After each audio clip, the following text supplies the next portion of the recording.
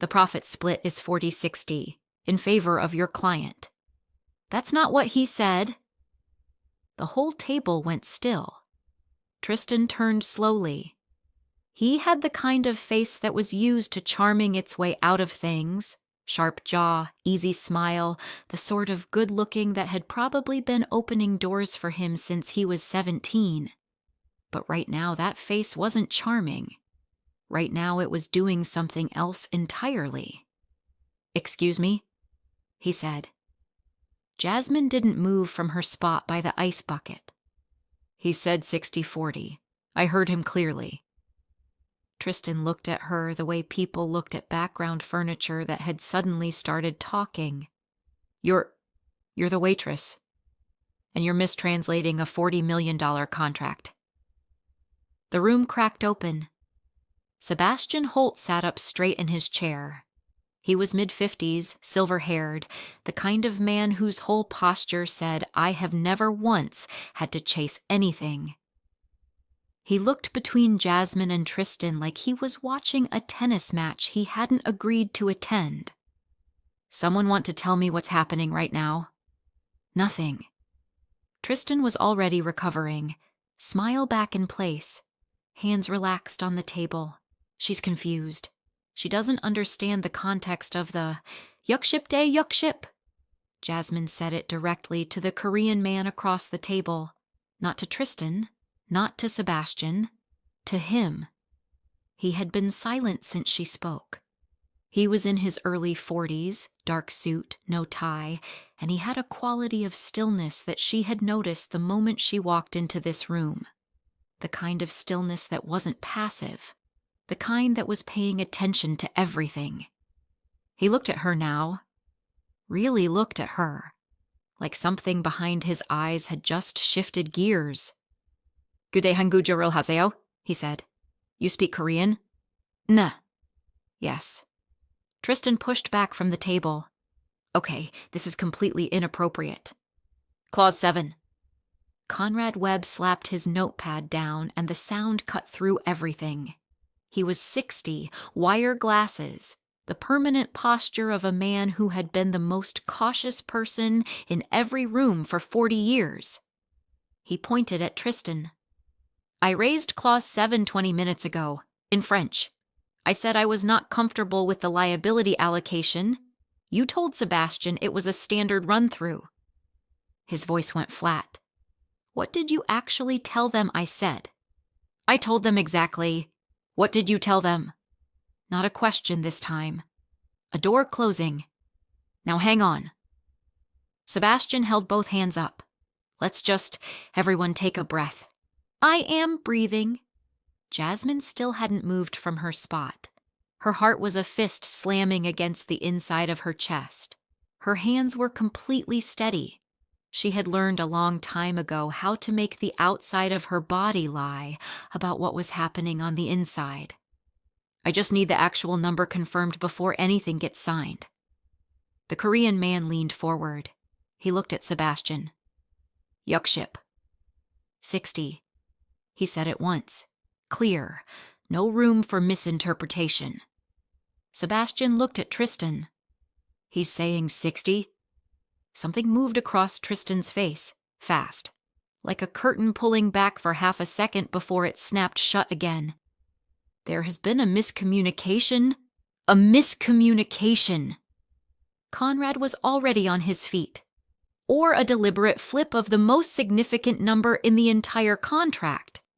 "Now wait." Sebastian stood. And now 3 of them were standing, and voices were climbing, and the room that had been so controlled 20 minutes ago was coming apart at the seams, and Jasmine was standing in the middle of all of it with no title, no authority, and nothing but 7 languages and the nerve she had apparently decided to use tonight. The door opened behind her. Jasmine. Richard.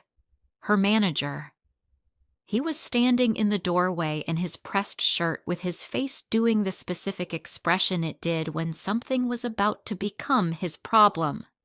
She had learned his expressions over 3 months. This one meant code red. She didn't turn around. Jasmine, outside, right now. Tristan pointed at her. Get her out. Get her out of this room. She looked at the Korean man. He was watching her. That same quality of attention, taking everything in, giving nothing away. Not angry, not grateful.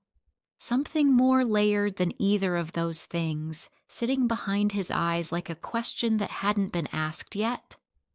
She nodded once at him. Then she walked to the door. Behind her, Tristan's voice dropped to something low and sharp like a knife being folded back into a pocket. You just made a very stupid mistake. She didn't stop walking.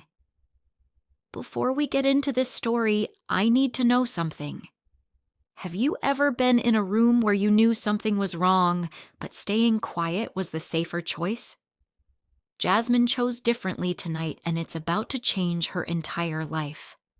Drop your name and where you're watching from in the comments right now. I want to know who's here with me for this one. And if you think Jasmine made the right call speaking up, type brave. If you think she should have stayed quiet, type smart. Let's see where everybody lands before this story unfolds. The hallway hit her like cold water. Quieter out here. The smell of garlic bread and expensive candles and the soft, distant clink of silverware from the floors below. The music they played out in the main dining room, low jazz, the kind that was supposed to make rich people feel at ease, drifted up through the walls. Richard grabbed her elbow and pulled her 2 steps from the door. What was that? Mistranslation. The profit split. He flipped it. 60-40 became 40-60. Jasmine, and Clause 7. The lawyer raised a liability concern in French, specifically so it would go through the translator before hitting the investor, and Tristan told Sebastian it was nothing. Richard stared at her. His jaw was tight. You are a waitress. I am aware. You walked into a private client meeting. Someone was about to sign something built on a lie in my room, while I was standing right there. She held his gaze. You want to tell me you would have done nothing? Richard opened his mouth, closed it, rubbed both hands over his face the way he did when the answer was something he didn't want to say out loud. I'm going to have to call the owner. I know. This is a very significant client. I know that too, Jasmine. He lowered his voice. Go home. I'll call you tomorrow. She looked at him for a moment. Am I fired? He didn't answer. She nodded. Okay, Richard. She went to the staff locker, changed out of her uniform in 90 seconds, pulled on her coat, and pushed through the back exit into the Atlanta night. The air was warm and heavy and smelled like the city, exhaust and rain that hadn't fallen yet, and food from the open kitchen door of the place 2 buildings down. Music bleeding from a bar across the street. Cars stacking up at the red light on the corner. A group of women laughing on the sidewalk across from her, heels clicking, somebody's braids swinging. Atlanta alive and completely unbothered. Jasmine pulled her bag strap up and started walking. She walked fast the way she always did at night, head up, aware. Atlanta alive around her and completely unbothered, and she moved through it with her jaw tight and her mind going somewhere she didn't want it to go. It went anyway. 18 months ago, she had been sitting in a conference room on the 14th floor of a building in Midtown, with her name on the lease and her certificates on the wall, and 7 languages living in her head, like 7 different versions of herself. Carter and Reeves Translation Services. She had chosen the name. Callum had argued for Reeves and Carter, alphabetical, he said, more professional. She had said no. She had the languages. She had built the client list. She had done the work for 12 years before she ever met him, and she would not put his name first. He had smiled and said fine. He was always smiling.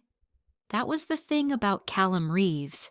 The smile was so consistent, so warm, so completely convincing that she had spent 3 years mistaking it for honesty. "We got the Tanaka account," he'd said one morning, leaning in her office doorway with that smile going full strength. "Tokyo firm, major acquisition, 6-week contract, full team translation services." He had held up both hands like he was presenting her with something. "Jasmine, this is the one. This is us going national." She had looked up from her desk. She had felt it. The particular electricity of something real. "How much?"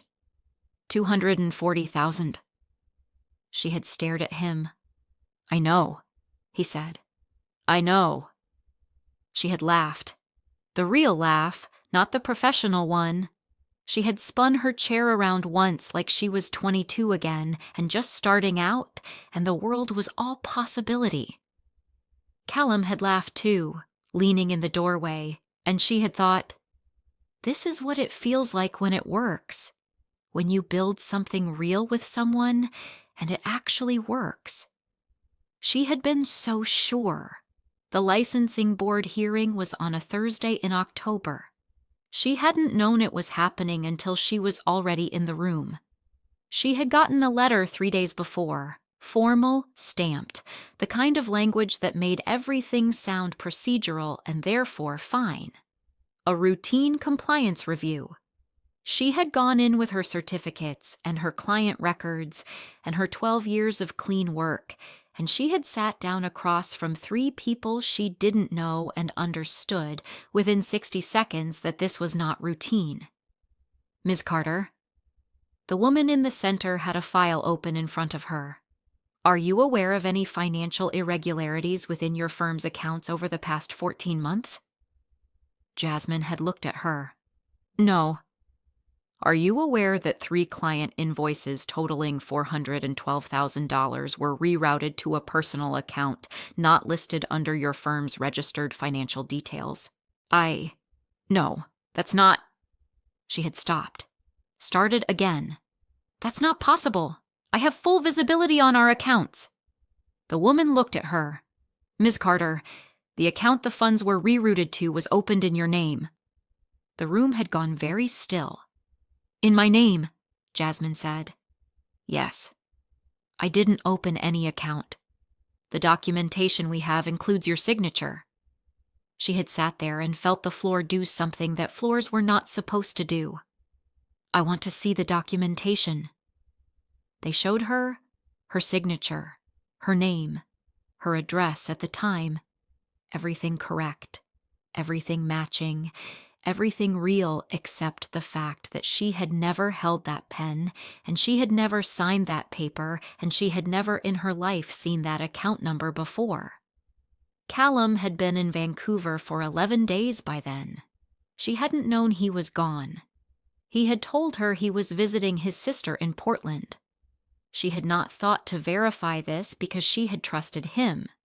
She had trusted him for 3 years, and he had spent those 3 years learning exactly which parts of the business she didn't watch closely enough, and he had taken everything that wasn't nailed to the floor and he had left her sitting in a licensing board, hearing with her signature on documents she had never seen. "Ms. Carter." The woman's voice was not unkind. "Your license is suspended pending full investigation. This process typically takes..." "How long?" A pause. 8 to 14 months. 8 to 14 months. She had sat there and done the math, the office lease, the staff salaries, 2 translators, 1 admin, the equipment, the client retainers she would have to return. Her father's first hospital bill had come the week before, marked balance due in letters that had no awareness of irony. She had sat there and done the math, and the math had said everything. It was going to cost everything. She had called Callum 17 times from the parking garage of the licensing board building. All 17 went to voicemail. The same voicemail she had heard 100 times before. His voice, warm and easy. "You've reached Callum Reeves. Leave me a message." and the 17th time she listened to it, she understood that the warmth in his voice had always been a performance, and she had simply not known what she was watching. She had sat in her car for a long time. Then she had driven to the hospital. Her father had been admitted 2 days before, the first time, the one that had looked like exhaustion until it didn't. He was in a bed with monitors attached and an IV running, and he looked smaller than he had ever looked in her life, and she had sat beside him and held his hand and not told him any of it. "You look tired," he had said. "Long day. You work too hard." He had patted her hand, his hand warm and large and familiar. "Both of you do. You and that partner of yours." She had looked at the window, the parking deck, the gray concrete. "Yeah." "When's the last time you took a vacation?" "Dad." "I'm just saying." He had shifted in the bed, made a small sound. "Life's short, Jasmine. I'm finding that out firsthand." He had said it lightly, with the small smile he used for things he wasn't going to make a big deal of, and she had gripped his hand tighter and looked at the gray concrete and not cried until she was back in her car. That was 18 months ago. Now she was carrying plates. Now she was refilling water glasses in a black uniform and a white apron and reminding herself every single morning, "This is temporary. This is just until you figure something out." She had said it so many times it had become a kind of prayer, a thing she repeated not because she fully believed it, but because the alternative was not believing it, and she could not afford that. The invisibility had come naturally. She had been surprised by that, actually. How easily she had learned to disappear. How quickly she had understood the skill of it. Moving through a room without drawing a single eye. Refilling a glass mid-conversation without the conversation pausing. Hearing everything and responding to nothing. She had started to think of it as a muscle, one she had not known she had. But muscles remembered other things too. Her ears had never learned to be quiet. Her mind had never learned to hear something wrong and let it pass. Which was how she had ended up here. Walking fast down a half-dark Atlanta street, with her heart still going and her old life pressing up through the floor of her new one, and a job she no longer had, and a father in a hospital bed, and a stack of bills with red stamps on them, and absolutely no plan for what happened next. Behind her, footsteps. She heard the footsteps about half a block back. She didn't stop walking. She had translated for a security consultant once, years ago, Tokyo-based firm, and he had told her, "The worst thing you can do is look back.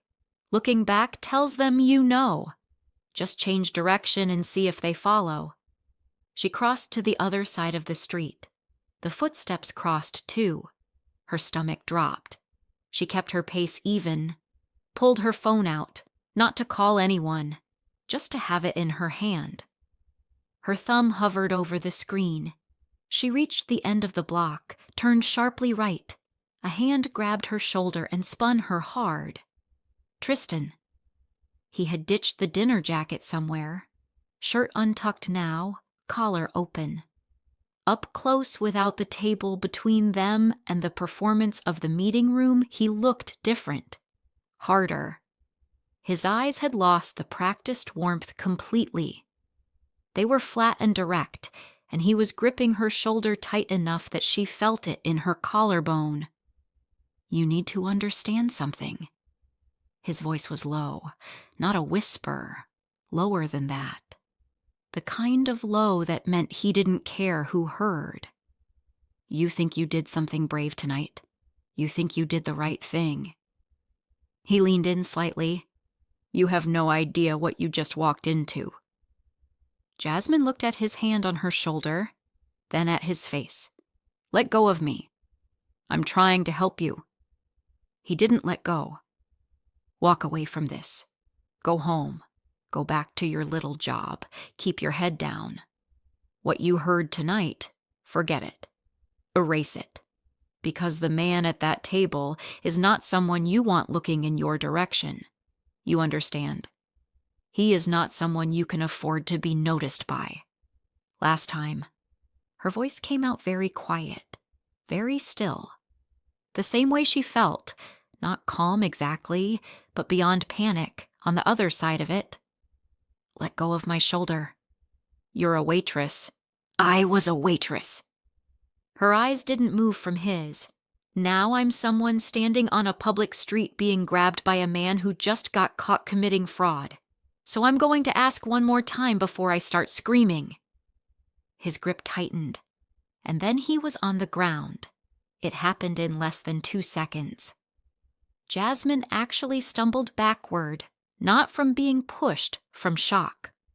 1 second Tristan had her arm, the next he was face first on the pavement with his wrist bent behind him at an angle that looked deeply unpleasant, and a man she had never seen before in her life was kneeling over him like this was something he did regularly. Tall, dark jacket, maybe mid-30s. He wasn't breathing hard. He wasn't doing anything dramatic. He just held Tristan down with one hand and looked up at Jasmine with completely level eyes. Are you hurt? Jasmine's heart was slamming. Who are you? He stood slowly. Tristan made a sound into the pavement but made no move to get up. The man straightened his jacket. My name is Kwan. Mr. Seo asked me to make sure you got home safely. Jasmine stared at him. Mr. Seo. The gentleman from this evening. I know who Mr. Seo is. She was connecting things fast, and none of the connections were making her feel better. How long have you been following me? Since you left the restaurant. That was... She stopped. Started again. That was before any of this happened. He sent you before this happened. Kwan said nothing.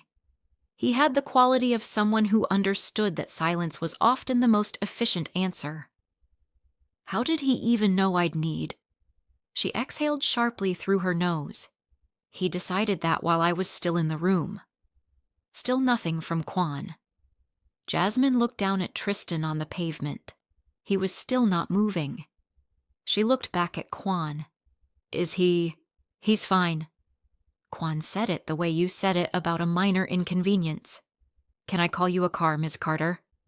She looked at him sharply. You know my name. Mr. Seo is thorough. I see that. She pulled her bag strap higher. Her hands were shaking. She noticed it now that the immediate moment had passed. A fine tremor in her fingers that she pressed flat against her palm. I don't need a car. I'm fine.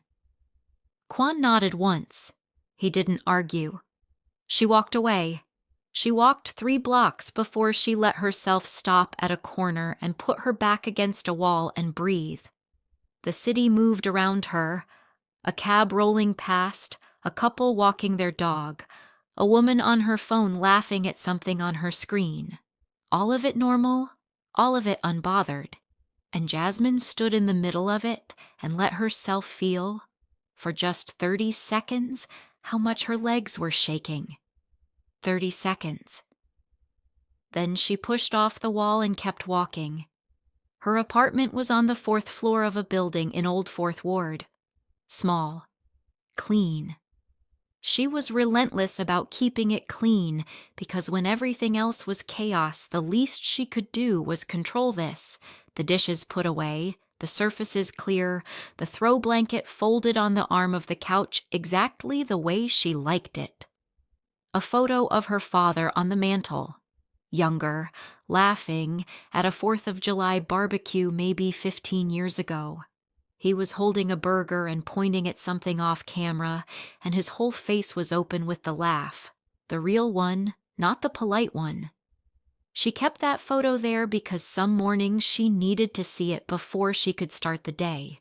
Her old translation certificates were in a folder in the bottom drawer of her desk. She couldn't throw them away. She also couldn't look at them. So they lived in the dark at the bottom of the drawer, and she pretended she had forgotten they were there. The hospital bills were on the kitchen counter, rubber-banded by month. The top one had a red stamp on it. Second notice. She had been moving it to the bottom of the stack every few days and pretending that helped. She sat on the couch without turning the lights on. She had been so careful. 3 months of keeping her head down, staying invisible, doing the job. She had the invisibility down to a science. How to move through a room without drawing a single eye. How to refill a glass while a conversation went on around her like she was part of the furniture. How to hear everything and respond to nothing. She had actually started to think of it as a skill. A different kind of skill from the one she used to have, but a skill nonetheless. And then tonight she had opened her mouth and blown the whole thing up. The thing was, she had known she was going to. The moment she heard Tristan flip those numbers, she had known. She had stood there with the picture in both hands and felt the decision form somewhere in her chest before her brain had finished processing the information, and she had known. You're going to say something. You already know you're going to say something. The only question is how bad the consequences are going to be. Now she knew. Her phone rang. Unknown number. She watched it ring. Stopped. Rang again. She stared at it for 3 full rings on the second call. Then she answered. Ms. Carter. The voice was quiet, measured. Korean accent present but polished, like someone who had spent years working on his English without wanting to lose what was underneath it. She sat up slowly. Mr. Seo. A short pause. She could almost feel him recalibrating on the other end. You knew it was me. You're the only person I've met today with a reason to call from an unknown number. Fair. A beat. I owe you an apology. You owe me several. Yes. No hesitation. What Tristan did tonight, and what happened on the street, none of that reflects how I operate. I take full responsibility for both. You sent a man to follow me without telling me. I made that decision the moment you walked out of that room. You had done something that put a target on your back, and you didn't have the information to understand the risk yet. I did. His voice stayed level, not defensive, just laying out facts. Given what just happened on that street, I would make the same decision again. Jasmine pressed her fingers to her temple.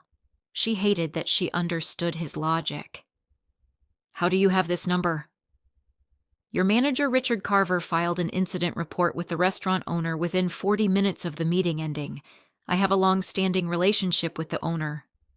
Of course you do. Ms. Carter.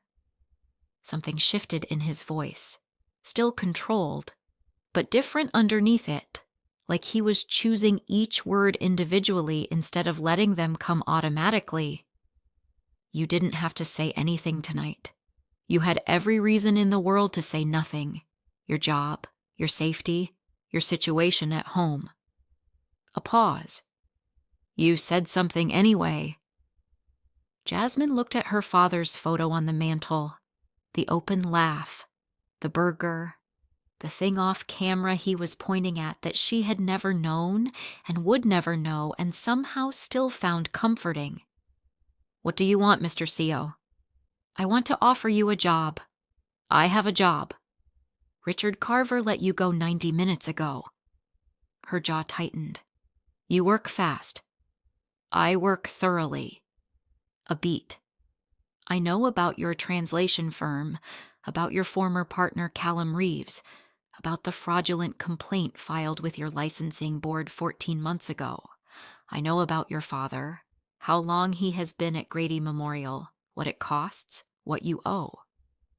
His voice didn't soften when he said it. It stayed the same, even, direct, without performance.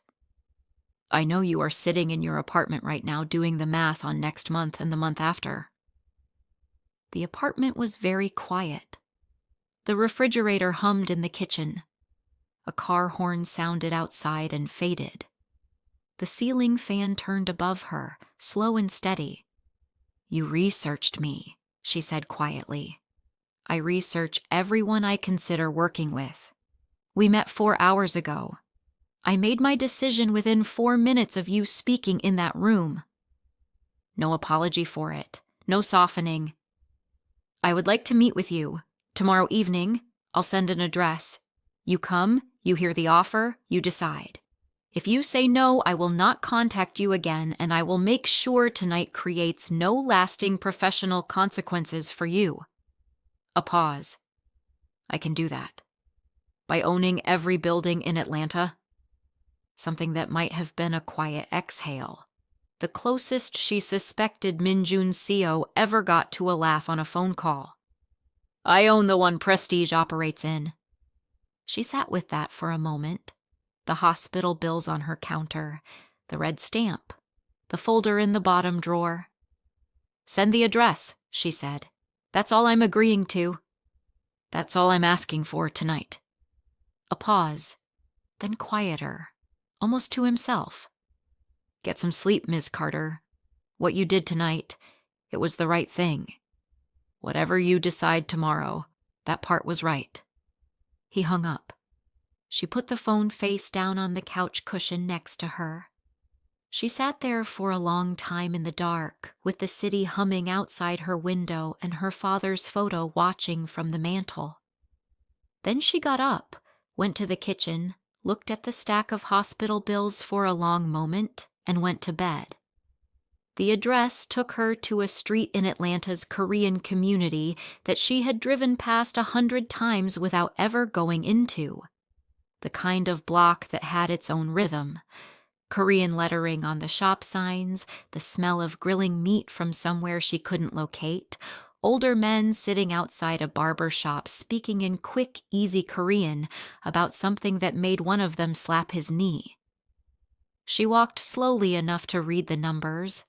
Between a dry cleaner and a grocery store with handwritten price signs in the window, a door, black paint.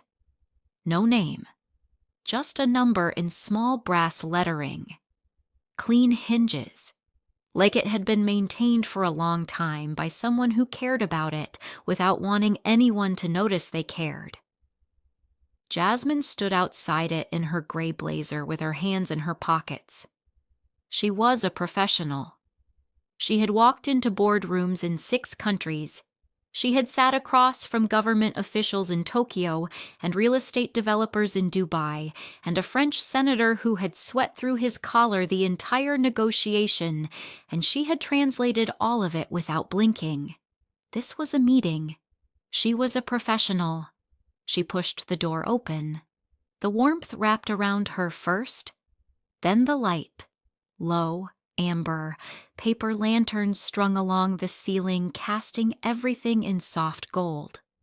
Then the smell hit her, and something in her chest unclenched without permission. Barley tea, something faintly floral.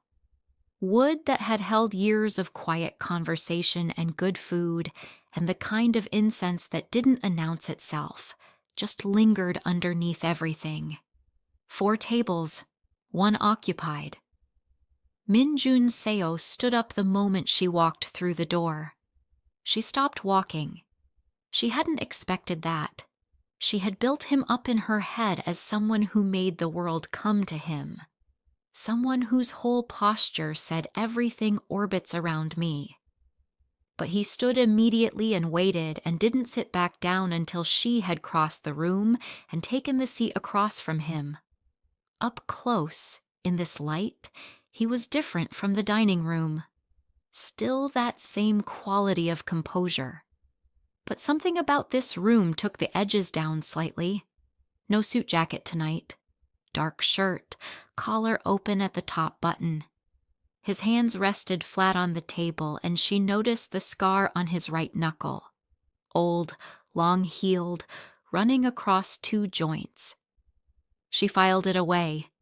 A woman appeared from the back, small, maybe 70, moving with the efficiency of someone who had been running this kitchen for decades.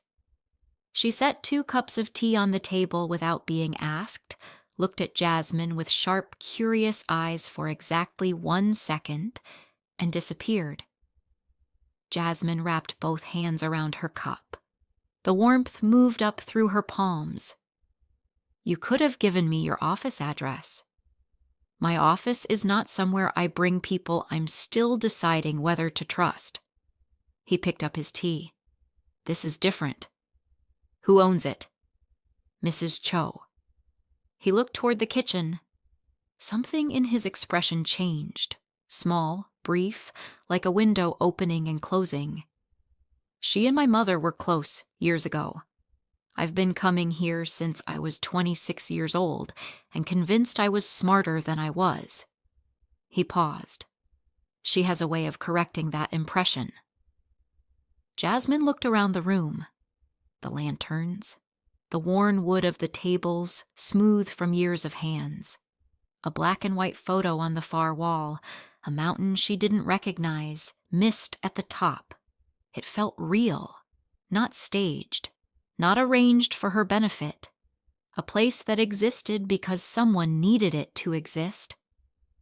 You said a job, she said. He set his cup down. Personal translator, contract negotiations, high-level meetings, private correspondence. I operate across 5 countries with partners and investors from 8 different linguistic backgrounds. I need someone with complete discretion, genuine cultural fluency, not just vocabulary fluency, and the ability to tell me clearly when something is wrong, even when it's uncomfortable. He paused. Especially then. What happened to your previous translator? Min-jun was quiet for a moment. He made decisions that were not in my interest. Was that before or after someone got to your real translator last night? His eyes sharpened slightly. Both were connected. So it wasn't just Tristan. No. How deep does it go? That is being handled. Jasmine looked at him steadily. You keep saying that. Because it keeps being true. He held her gaze, didn't look away, didn't apologize for the non-answer either. I'm going to be direct with you, Ms. Carter. My world is not clean. The deals I close are large enough that they attract people who would rather not lose, and they sometimes act on that. I have resources and I use them. There are things I handle that I will not discuss with you and that you do not need to know. He leaned forward slightly. What I will tell you is this. I have operated in this city and in 4 others for 11 years. The people connected to me professionally have never been harmed. What happened to you last night was the first, and it will be the last. That is not a promise I make lightly. Because Kwan follows me everywhere. Because my name is attached to yours, and that means something in the circles I operate in. He picked up his tea again. You live your life. You go where you want. You show up when I need you, and you do your job. From the back of the restaurant came the sound of something hitting a hot pan. The sizzle and the smell of garlic and pork drifting through the doorway. Mrs. Cho's voice humming something tuneless and low. Jasmine turned her cup in her hands. I translate contracts, negotiations, correspondence. That is the scope. I am not an assistant. I am not a fixer. I am not available outside professional hours for anything that isn't translation work. Understood. I translate accurately, even when the accurate version of something is inconvenient for the deal. That is the only version I want. He said it quietly. Ms. Carter, that is the entire reason you are sitting in this chair. She studied him. He let her. He didn't fill the pause with more selling, more persuasion, more information. He just sat there with his tea and let her think, which was, she had to admit, more effective than anything he could have said. Most people couldn't stand silence. They started talking to fill it, and they always gave something away when they did. Min-jun Seo gave nothing away. He just waited. I'll need everything reviewed by my own legal contact, she said finally. Of course. My rates reflect my actual qualifications, not my current job title. I would not insult you with anything less. One more thing. She set her cup down. I hear you talk about discretion. That goes both ways. My family, my situation, my background, that stays off the table professionally. He nodded once. Agreed. She looked at him for another long moment. He looked back. What's the first job? She said.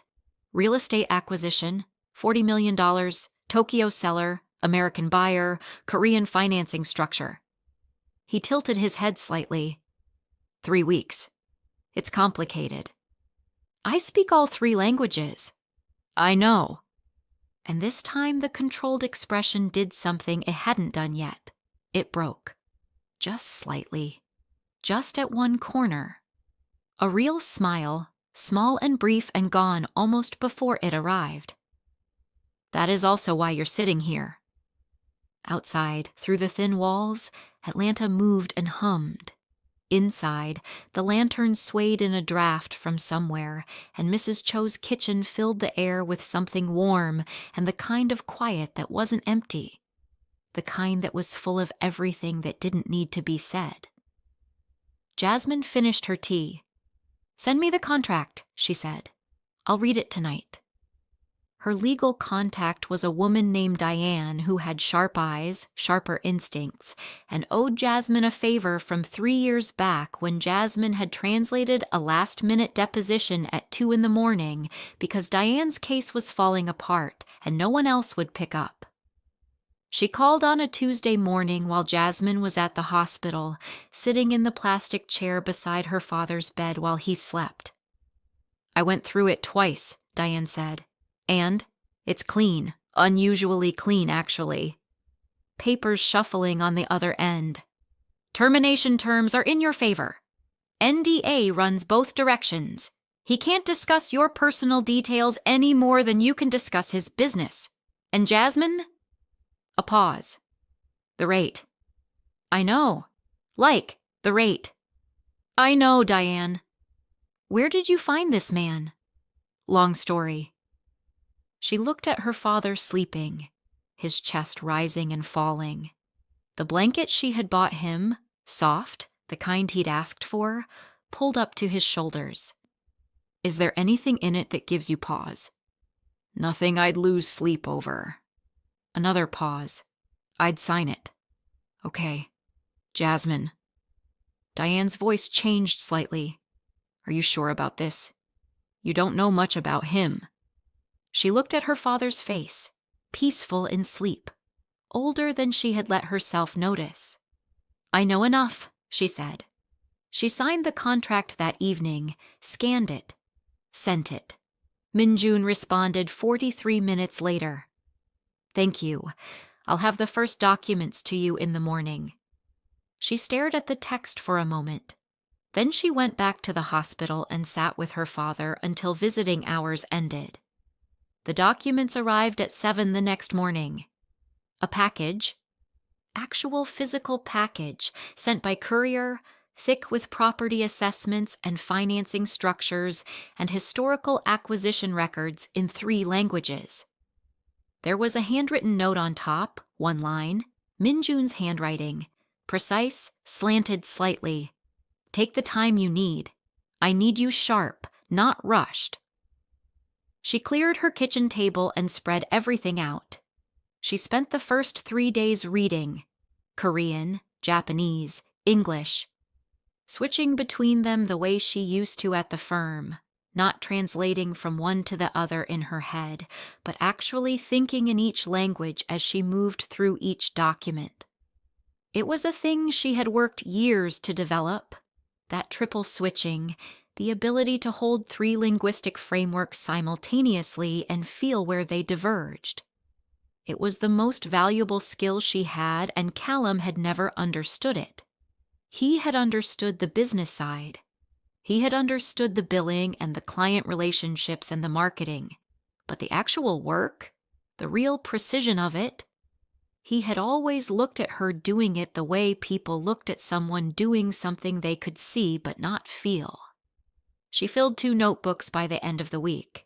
On day 4, Min-jun called for the first time. Page 32 of the Tokyo assessment. Straight in, no greeting. The notation in the margin. There are 2 possible readings depending on whether it's formal or colloquial register, which is more likely given the document context. She had already flagged that page. Formal. Takahashi-san's team is old-school Tokyo. They don't mix registers in formal documents even in marginalia. The second reading is correct. That changes the valuation interpretation by about 2%. On 40 million, that's $800,000. A short silence. Yes. He paused. You flagged it already. Day 2. Another pause. Good. He hung up. No goodbye. She was starting to understand that about him. He treated calls as tools. When the tool had done its job, he put it down. He called again on day 9. Takahashi-san. What do I need to know about him beyond the formal protocols? She thought about this. He's testing you before the meeting starts. He'll pour tea. Let him. Don't reach for anything on the table before he offers it. If he offers you something and you don't want it, take it anyway and hold it. Refusing is a deflection. Holding it is respect. She paused. He'll have done research on you.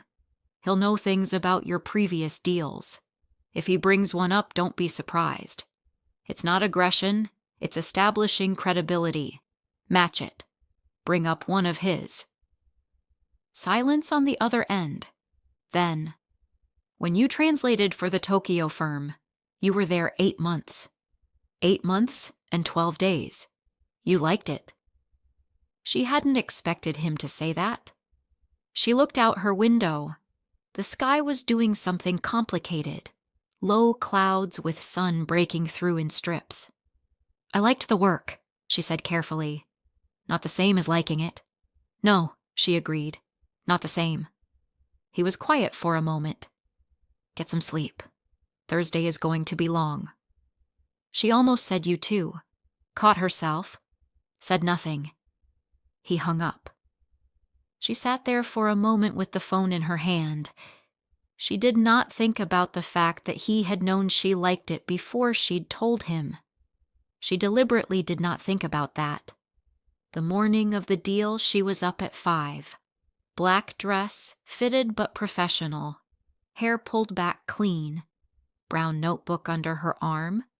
The same kind she'd used at the firm, thick pages, the ones that could take heavy ink without bleeding through. She had been through 2 of them in 3 weeks, and this was a fresh 3rd one, first page blank and waiting. She took a car to the address Min-jun had sent. Downtown. A building with no signage at street level, just glass doors and a lobby and a security desk with a man who looked up and said, without her telling him anything, 32nd floor. Mr. Seo is expecting you. Kwon was at the elevator. He handed her a key card without speaking. She took it without speaking. They rode up together in the kind of silence that had, in 3 weeks, become something close to a natural language between them. The doors opened on the 32nd floor, and she stepped into a boardroom with floor-to-ceiling windows looking out over Atlanta. The city spread in every direction. Glass and concrete and greenery, and the gray ribbon of highway cutting through it. All of it small from up here, the way things looked from a height that made you feel the scale of everything. Min-jun was at the window, coffee in one hand, phone in the other. He looked up when she stepped in, and there was that thing that happened in his face. She had been trying to name it for 3 weeks, and still hadn't quite caught it. Like a recalibration, like a setting sliding into place.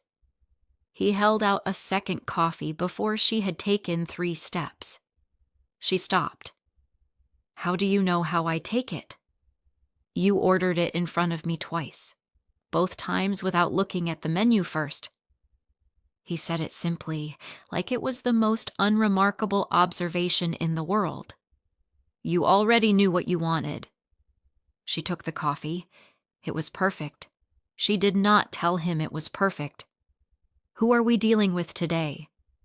He set his phone down and turned fully toward her. This was one of the things she had learned about him in 3 weeks. When he gave you his attention, he gave you all of it. No half-presents. No one eye on the door. When Min-jun Seo looked at you, he was not looking at anything else. Tokyo side, Takahashi-san, his legal counsel Yamamoto-san, and 1 associate. Sole financing, Park Sung-jin, 2 associates. He paused fractionally on Park's name. Something tightened in his jaw, almost invisible. American buyer, Gerald Whitmore, and Conrad. What's the tension with Park? Min-jun looked at her. Explain. You paused on his name. He was quiet for a moment, the kind of quiet that was doing work. Park was recommended by someone I trusted 3 months ago. That recommendation is currently under review. He picked up his own coffee. Watch him today. What am I watching for? Anything that doesn't fit. He looked at her steadily. You'll know it when you see it. The room filled over the next 30 minutes. Takahashi-san arrived first. 3 of them, him in front, Yamamoto-san a half step behind, the associate carrying a slim leather portfolio. They moved like a unit. Precise entrance, small bows. Jasmine bowed back and greeted Takahashi-san in Japanese.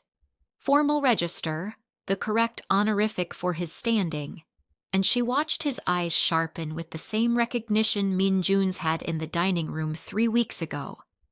Nihongo ga juzu desu ne. Your Japanese is excellent. Arigatou gozaimasu. Takahashi-san no gojidai no shigoto wa mono sugoku sonkei shite imasu. Thank you. I have great respect for your career's body of work. He nodded at her. Twice. The second nod was the meaningful one, an adjustment, a recategorization. She was no longer decoration. Park came in the way Park always apparently came in, loud, hand on every shoulder, name for everyone. Seosi, looking sharp, looking sharp. Gerald, big day, big day. He found Jasmine and pumped her hand twice. And who is this lovely... Jasmine Carter, his translator.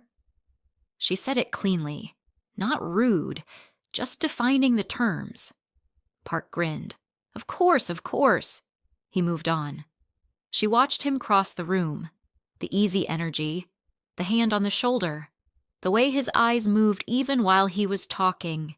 Quick, taking inventory, never quite landing on any one thing for long. She watched. Gerald Whitmore arrived 4 minutes late. Didn't acknowledge it.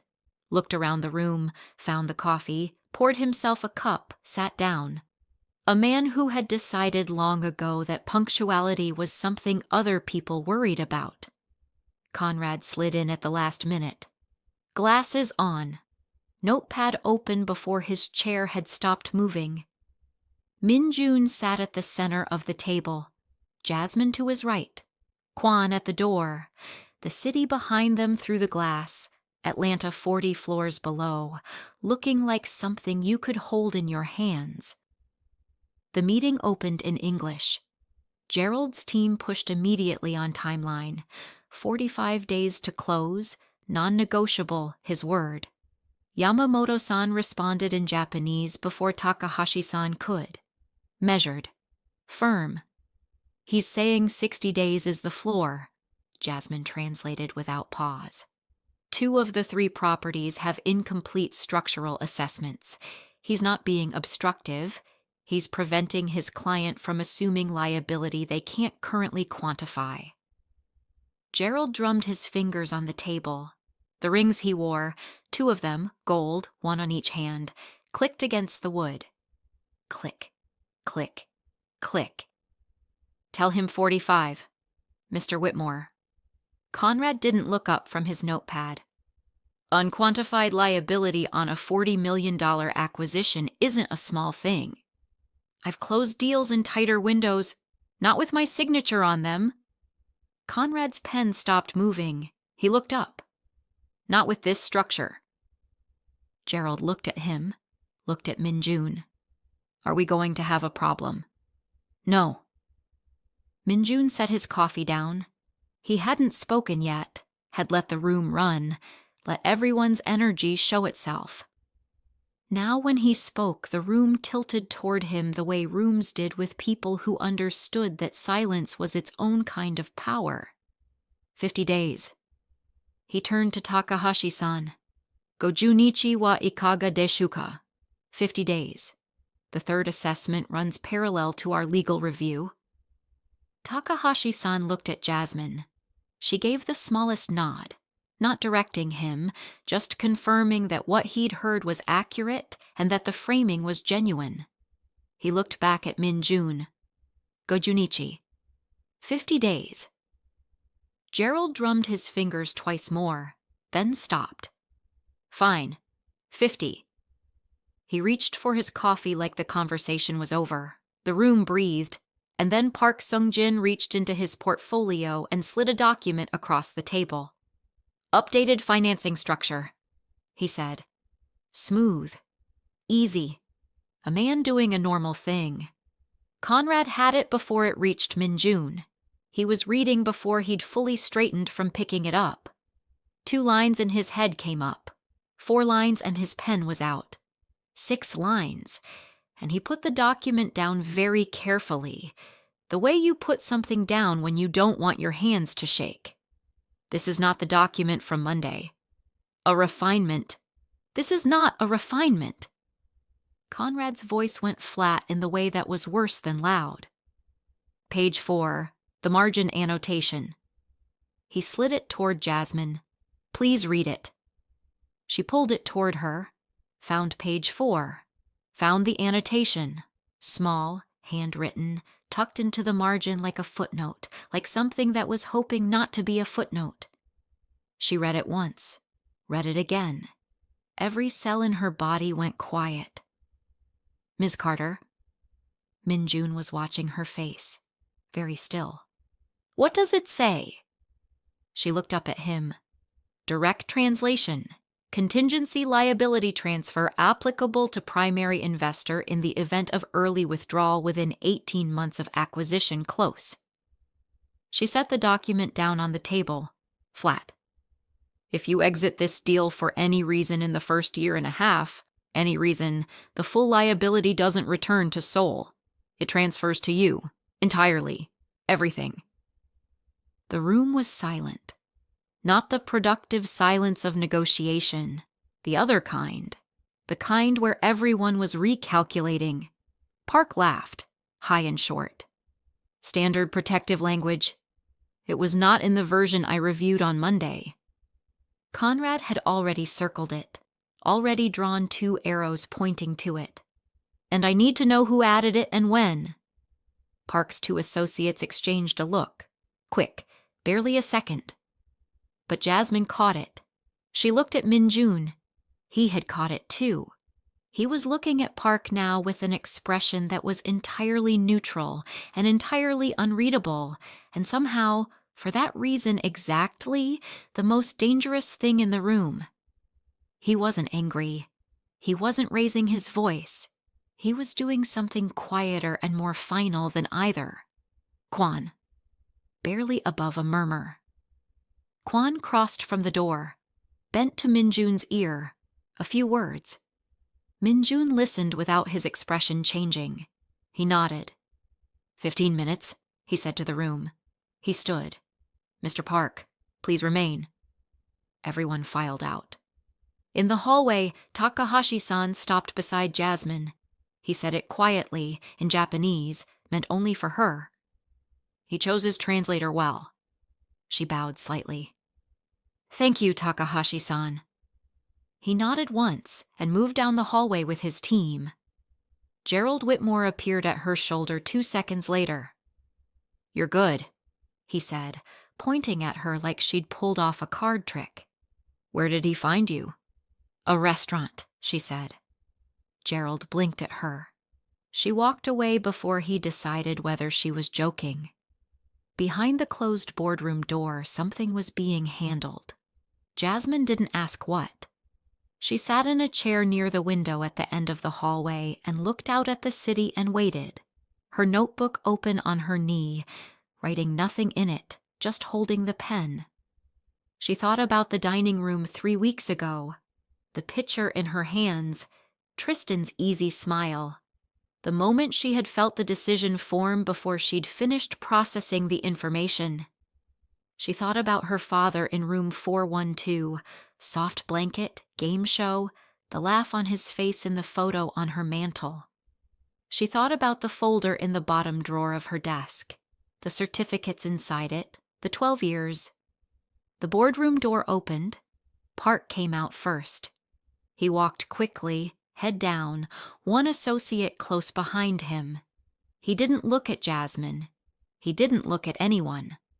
Then Conrad came out, and then the Tokyo team, and Min-jun stood in the doorway and looked down the hallway until he found her. He nodded once. She stood, walked back to the boardroom. They closed the deal in 40 minutes. Clean terms, no contingency clause, full 50-day window. Park's annotation was removed, and the original financing structure reinstated with an additional review clause that Conrad had drafted on his notepad in the hallway. Gerald signed first, impatient to be done with it. Takahashi-san signed with both hands on the pen, deliberate, formal. Min-jun signed last, quick, no ceremony. When it was over, Takahashi-san bowed to the room.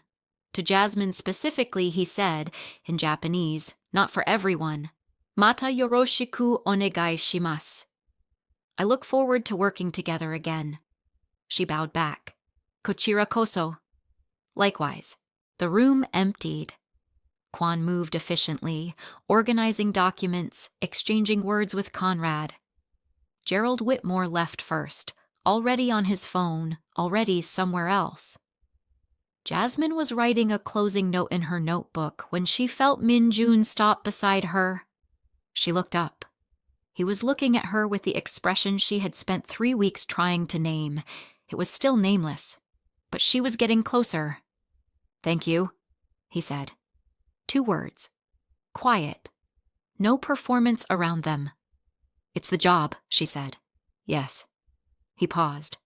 "You're good at it." She held his gaze for a moment. "I know." Something crossed his face. Brief and warm, and quickly controlled.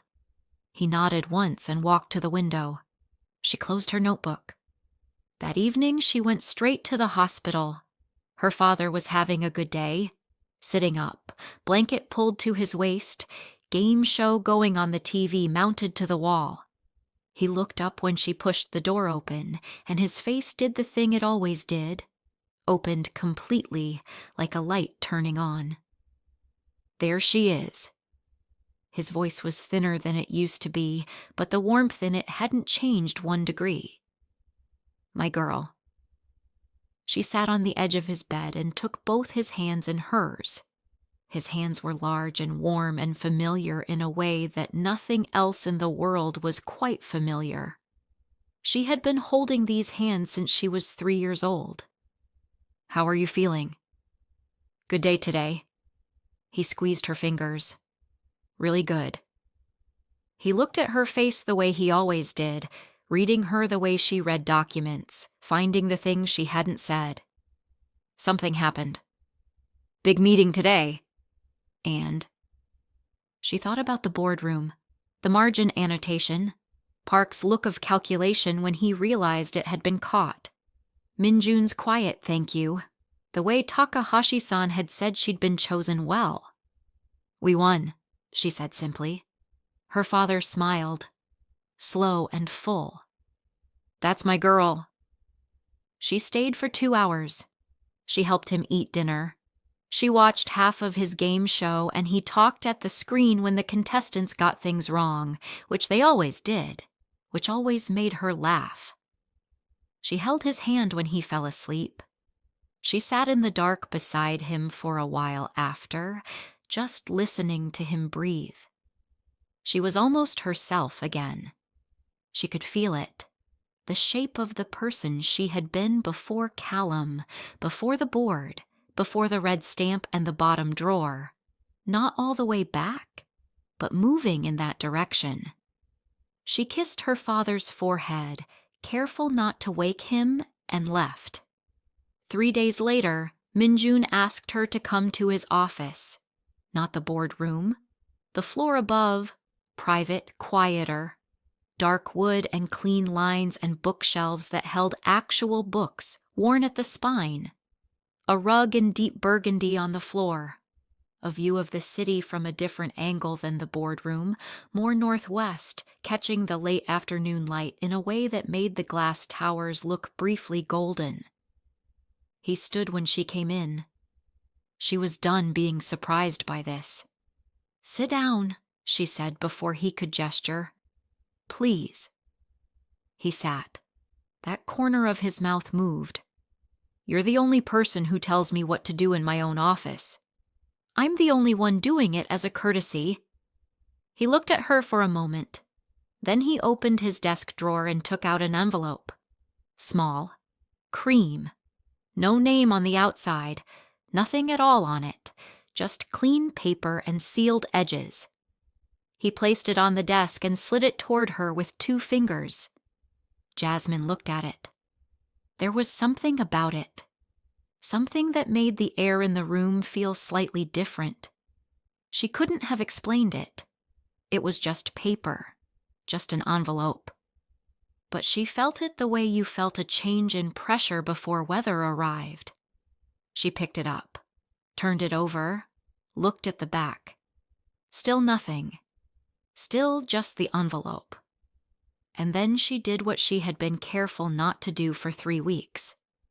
She felt it. The whole weight of the last month. The dining room, the street, the dark apartment, the hospital bills, the folder in the bottom drawer, the phone call at midnight, the tea room, the notebooks, Takahashi-san's nod, her father's face. Min-jun sitting across from her 3 weeks ago saying, "That is the entire reason you are sitting here." And whatever was in this envelope was asking her to become something else, something neither of them had named. And she was not ready. She didn't know if she would ever be ready. She didn't know if ready was even the right word for the thing she was feeling. She tossed the envelope back onto the desk. No. Flat. Certain. "Whatever this is, no." Min-jun did not react. Not one flicker. He looked at her with those level, patient eyes, like he had already seen this coming, like he had already been here, already walked through this exact moment in his head and prepared for it. He picked the envelope up. His thumb moved once, one clean, slow motion across the front of it. He set it down in front of her again, exactly where it had been. Not pushed, not pleated, just placed. "You speak 7 languages, he said. Quiet, steady. The room very still around the words. 1 beat, just 1. And you still misread this." He stood. 1 motion, unhurried. Buttoned his jacket. Walked to the window, turned his back to her, and stood looking out at Atlanta, 40 floors below, the glass and the light and the city going gold in the late afternoon sun. He said nothing else. Jasmine looked at the envelope on the desk. The city hummed outside. A helicopter moved through the distant sky. Somewhere in the building, a door closed softly. The late light through the window lay across the floor in long strips and caught the edge of the envelope and held it. She reached out, picked it up, her father's face in the photo on her mantle, her old certificates in the bottom drawer. 7 languages, 12 years, a dining room 3 weeks ago, and a decision she had made before she'd finished thinking about it. She held the envelope in both hands and looked at it. She did not throw it again. Behind her, Min-jun stood at the window with his back to her and said nothing. but she could feel the quality of his silence change. The way a room felt different after a window opened, even before the air moved. Her thumb pressed against the sealed edge and stopped, because she understood now.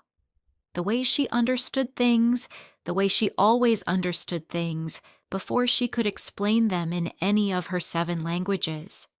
That whatever was written on that paper was not an ending. It was a beginning. And the question was not whether she was ready. The question was whether she was willing. Her thumb pressed harder against the seal. The city held its breath. Okay. I need you to stop scrolling for 1 second. That envelope, those 7 languages, whatever is written on that paper, what do you think it says? Drop your theory in the comments and let's see who gets it right when part 2 drops. And if this story had you feeling something tonight, if Jasmine reminded you of yourself even a little, type "she's me" below, because I see you and I think you needed this story today. Share this with someone who never gives up no matter how hard things get. They'll know exactly why you sent it. I'll be reading every single comment.